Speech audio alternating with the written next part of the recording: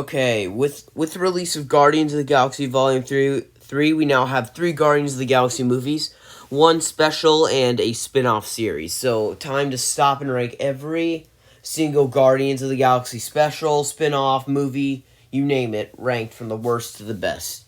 In worst, we have the spin-off series I Am Groot. This to me this seemed like Marvel had seen how bad Phase 4 was being, so they decided they would take a Marvel thing with one of the most lovable of all teams, the Guardians of the Galaxy, and one of the most lovable characters, Baby Groot, so they decided to give him his own special. So, this seems very mediocre. Not like Moon Knight, She-Hulk, Ms. Marvel mediocre, but mediocre nonetheless. It really didn't click with me the way the other films did. I still I'm not that I don't like hate it. I mean, I'm there are probably some people that would say it deserves hating, but I think it's funny to an extent, but not my favorite overall. Okay, fourth place, we have Guardians of the Galaxy Holiday Special. Yeah, you didn't think I would actually put the original that low. Okay, so the holiday special is one of the funniest of the Guardians of the Galaxy movies. I'd probably say that the funniest is either Volume 2 or Volume 3. The original's the least funny out of all of them, I have to say. I can tell. Okay, so some really good things about this. I mean, the time, I feel like it could have been a little longer. Getting Kevin Bacon, that was pretty funny. Also, how Mantis and Drax hate actors because they're like pretending to be people they're not. That's really funny. And it also had a really funny scene with Mantis. Let me show you.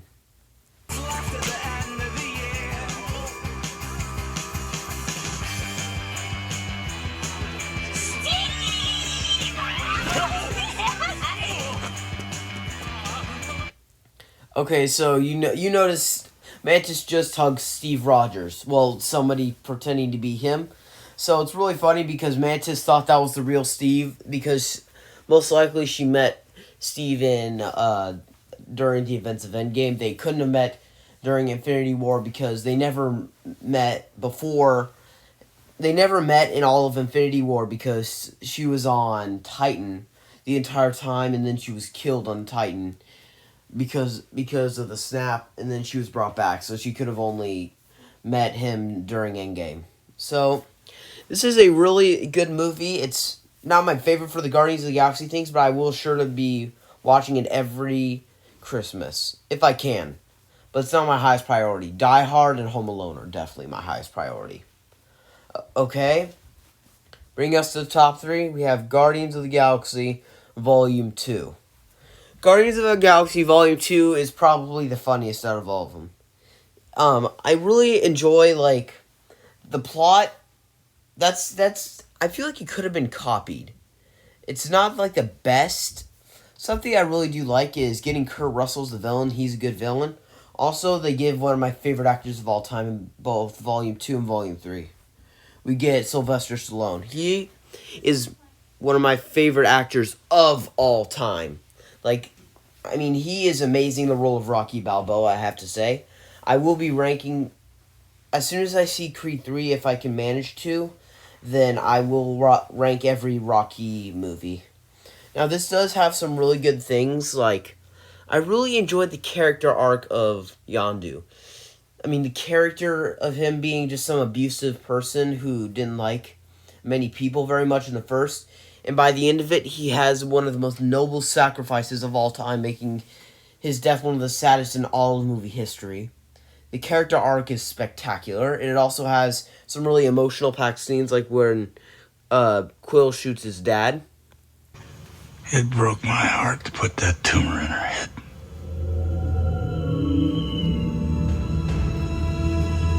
What? No, no, all right. I know that sounds bad.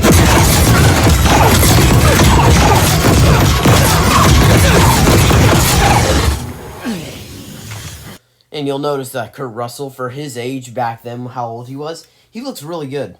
I mean, he looks like he could just be like a 40-year-old with just a lot of, I mean, just with gray hair that he dyed.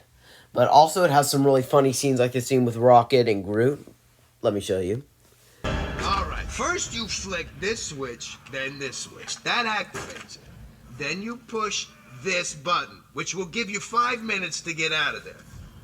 Now, whatever you do, don't push this button, because that will set off the bomb immediately and we'll all be dead. Now, repeat back what I just said. I am Groot. Uh-huh. I am Groot. That's right. I am Groot. No! No, that's the button that will kill everyone! Try again. I am Groot. Mm-hmm. I am Groot. Uh-huh. I am Groot. No, that's exactly what you just said. How is that even possible? Which button is the button you're supposed to push? Point to it. No! Rocket is slowly getting more stressed and even angrier by the second because it seems like Groot's intentionally doing that, and I actually feel like he might actually have been doing that just to pull Rocket's leg. That is funny. Okay, our runner-up is Guardians of the Galaxy Volume 3. Now, most people put this in first place. I agree, it has an amazing... It's very heartbreaking. Something that... One of the reasons it held back for me is we didn't get a single emotional death scene. I mean, Rocket's companions died, but that was in a flashback and was years ago. But not one person died. Now, I may be happy about that, but still, since Drax is not going to be... since Dave Bautista isn't playing Drax again, I would have loved it if they could have closed out Drax's thing by just killing him off and giving him a noble sacrifice since Dave Bautista isn't playing him again. This was Drax's last time, I think. Because Dave Bautista said he's not playing him anymore, and you cannot remake Drax if Dave Bautista is not doing it. So, it would have been nice if he had a noble sacrifice. But nobody managed to die, including Peter, and he was almost killed several times. One time including being trapped in space. I actually thought he was dead. And I absolutely lost it. It was so heartbreaking, but he survived. And it does have a really good ratio of comedy to heartbreak. That's one of the reasons I like it, but yet again, since there was no emotional death scene, you couldn't really... It was just not as good. It's still really good, but I mean, this is even better considering how this came out of nowhere with good things, because Ant-Man the Wasp: Quantumania, I haven't seen it yet. I plan to see it soon, but I hear that one was pretty bad. And Marvel Phase 4, Spider-Man No Way Home was like the only Phase 4 film I actually liked. So that's one of the reasons this is so good. It came out of nowhere to be good. I mean, this was Marvel's last chance to fix... This was Marvel's apology letter to fans for Phase 4. And let's say we forgive them. Well, we don't forgive Phase 4, but we forgive them with Guardians of the Galaxy Volume 3. But coming in first place is the original Guardians of the Galaxy. This one I really enjoy because of... I mean, you've only get to see Thanos, like, you get to see him in an extra scene of the Avengers and Age of Ultron and the other two Avengers movies because he's the main villain in that, but something really good is getting to see him as like this antagonist he's not shown very often because he has other people to do his bidding. That's really cool. I think it was really cool to see Drax and Rocket together. They seemed like they were trying to become really good friends together. Groot also got a noble sacrifice of the old Groot. You see him sacrifice himself so the others will live, and then he is replanted to be Baby Groot. I have a feeling... I think Kevin Feige actually admitted that the Baby Groot is actually the old Groot's son or something. I have no idea how that makes sense, but that's what Kevin Feige said. But overall, this is an amazing movie with some pretty good villains. Ronan the Accuser is my least favorite villain of the Guardians of the Galaxy villains, but still an amazing movie.